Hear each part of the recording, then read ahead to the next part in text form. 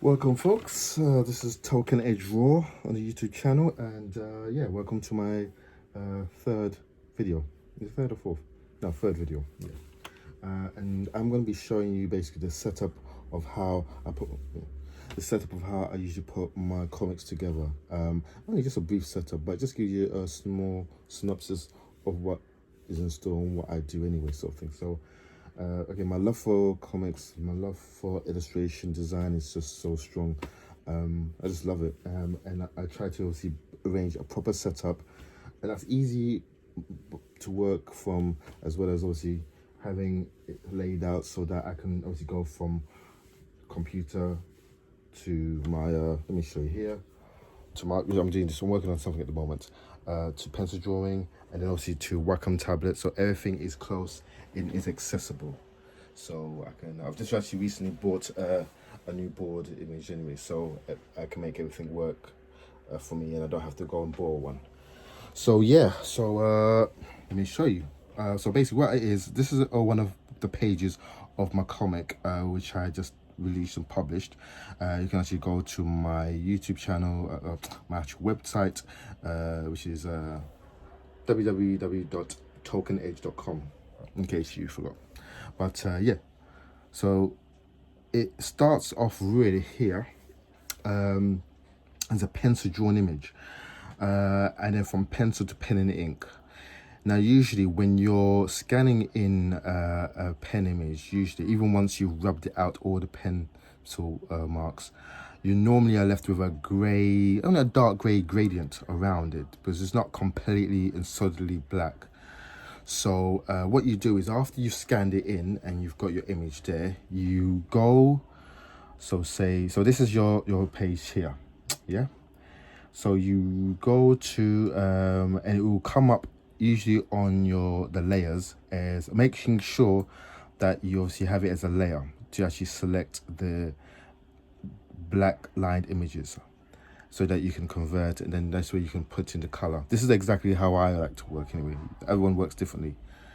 So how you work, so you get the magic tool on your left hand side, the tool gauge on the left, and then you go to any stroke. For example, you select. After you select, you go straight to the top image, go to file, and then you scroll that, no, actually not file, I beg your pardon, you go to edit. You go to edit and you go to fill. Now, just to let you know, it's already filled in black at the moment, but let's just say, for example, if I choose a different color, let's say, for example, I choose, say, hang on, let me cancel. Let's say I choose a simple scheme, just say red. Yeah, let's say red. So I've selected reddish or pink, yeah? So let's go, okay, selected pink. Again, go to edit, fill. It will obviously come up as foreground or background. So the background you don't want to use because it'll fill in everything background. So it's a foreground. So everything that you selected there, yeah, press OK. No, now you press OK. And yeah, as you can see, it highlights, it brings up everything red and tonal. Now, usually in some cases like this, if you want to select everything, for example, making sure the tolerancy level here is at 100, because then you can actually select every miniature, every micro bit of black that's possible on the page. So you go again to select, so you select the black area here, and then you go directly to similar, which is on file. No, I beg your pardon, it is on edit. No, it's not on edit, I beg your pardon with me. I'm getting confused here. No, you go to select at the top, and then you go to similar. Now similar will highlight all of everything that is black on that page. So making sure you're happy with everything and you want to keep everything in the same color tone. So everything from the page all the way down there is selected. It should be. Again, go directly to edit, fill. Again, foreground, you want the foreground. And when you're happy with there, press OK. And everything should be, hang on a second, let me just go back.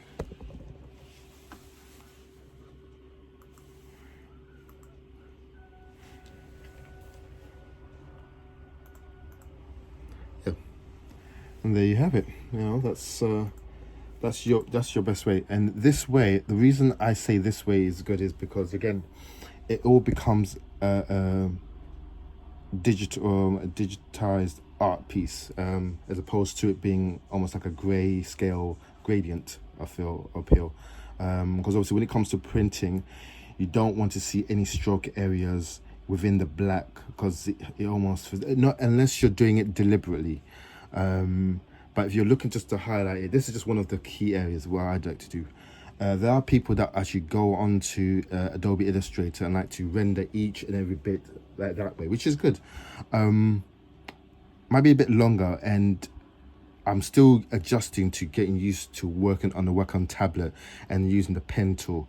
And personally, I find it a little bit fiddly, but I can see it does work well. But I usually develop those if I'm doing, say, for example, logo designs or one-off images or such or drawings. That's where you can get a real good precise dark tone look, and those obviously are best used, especially if you know artists that usually develop those if they're printing t-shirts or anything, or logo designs, something that you know that they're gonna have to use on a larger scale. That's where you can play around with scaling and and dots per inch.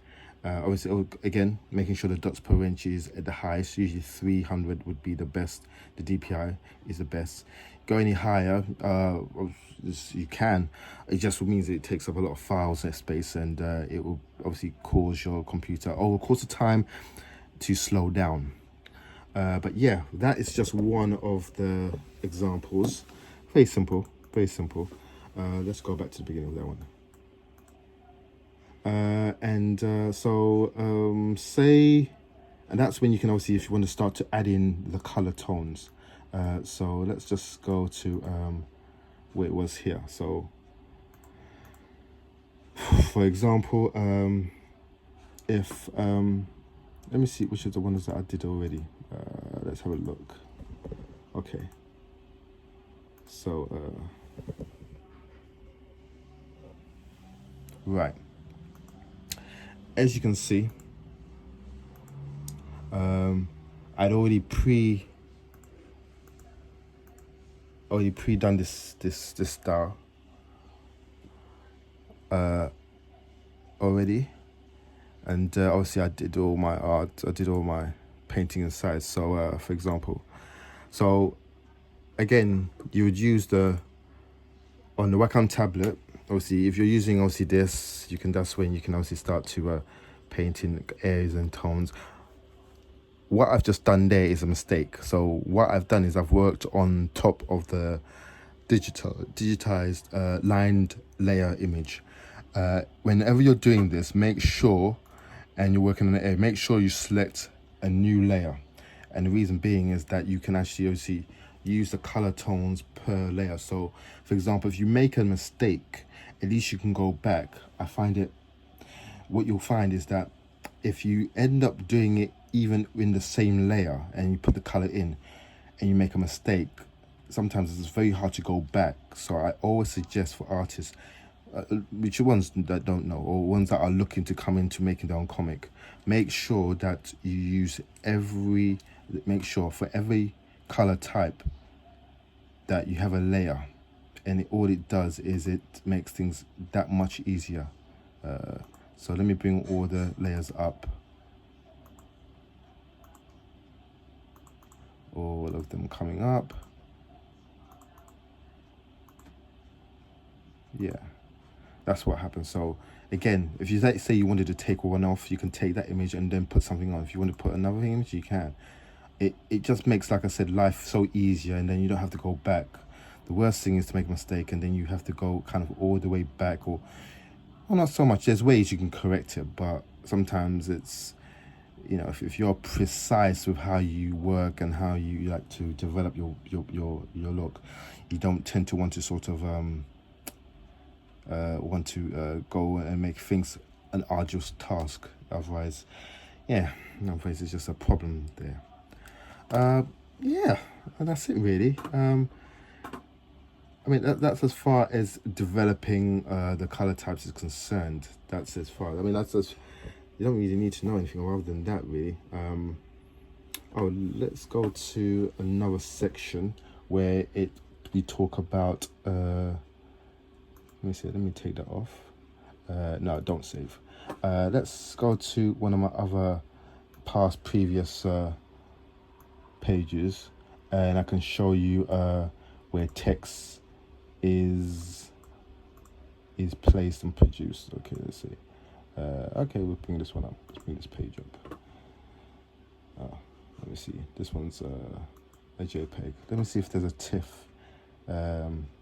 Obviously making sure, because I do save images under a TIFF format, and obviously this just makes it so easy just to move images. So right. So again, once obviously you've got your images here,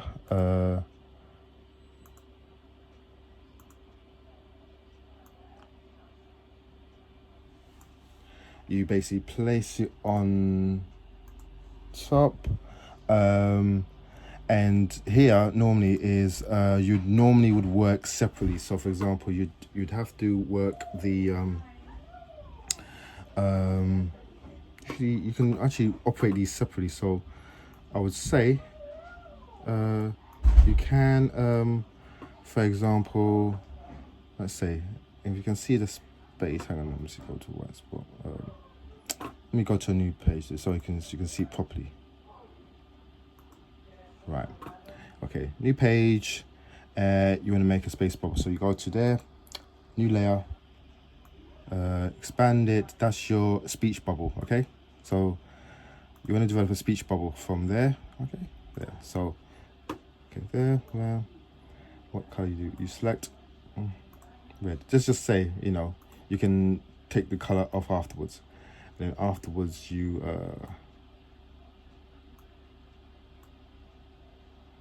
select the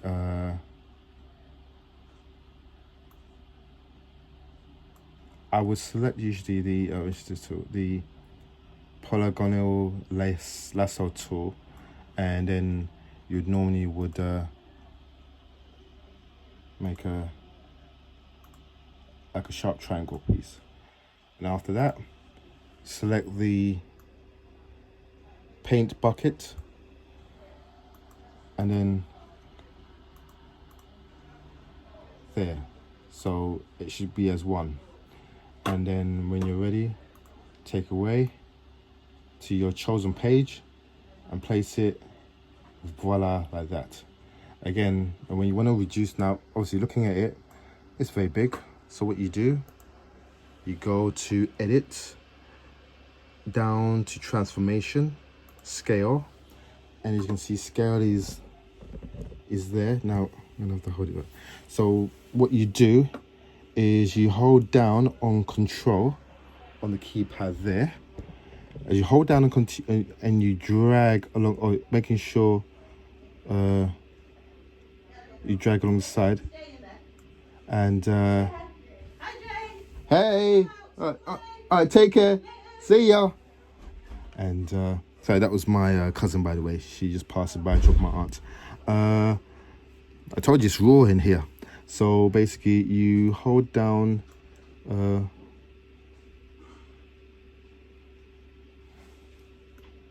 actually, I tell a lie, you don't hold the control, you hold shift.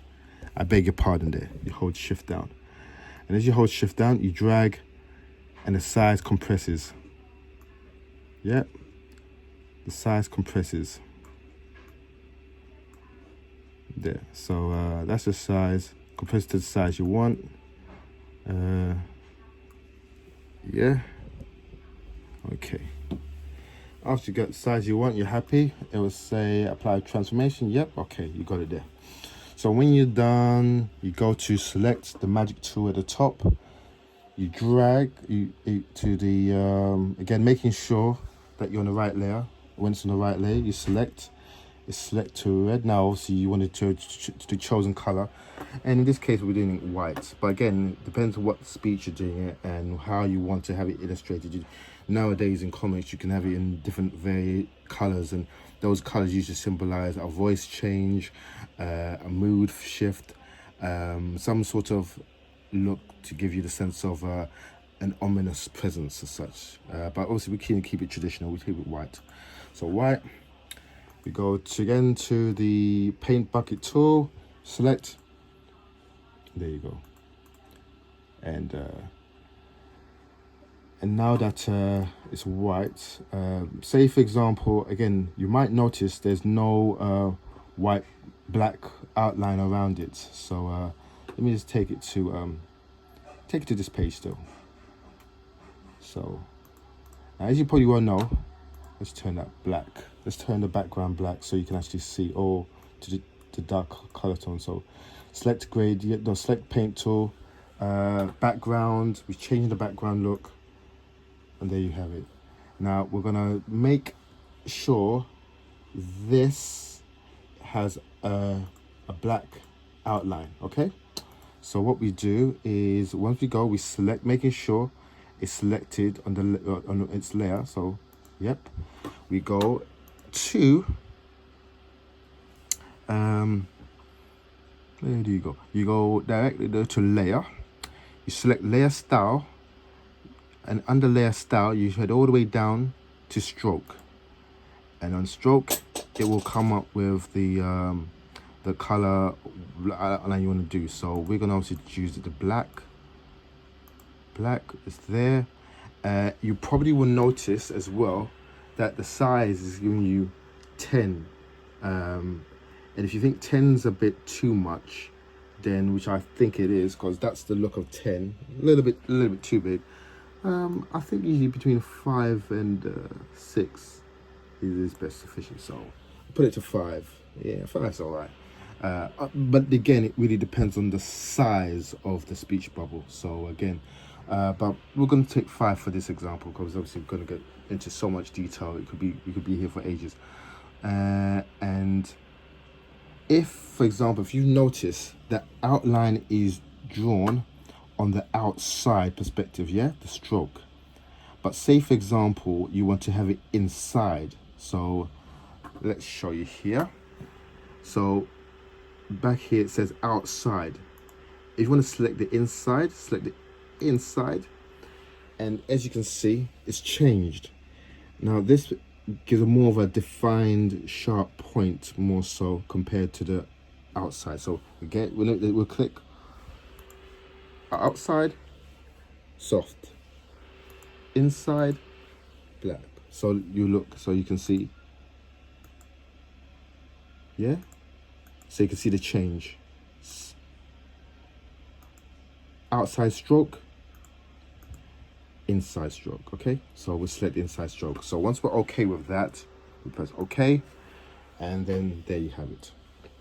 And then afterwards, it's just a question of just adding all the text you want. So you go to the text tool, and you don't necessarily have to work within there as yet, but as long as you're happy with the, let's just make sure we highlight as white so we can see.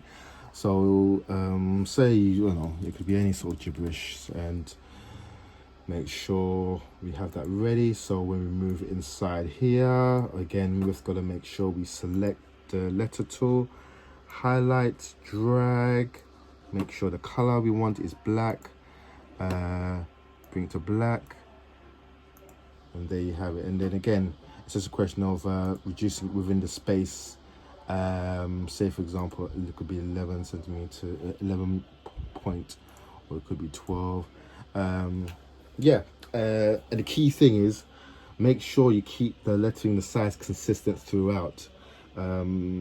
So if the worst thing is if you're gonna expand upon it, it gets larger in the other pages, then it could look a bit uneven.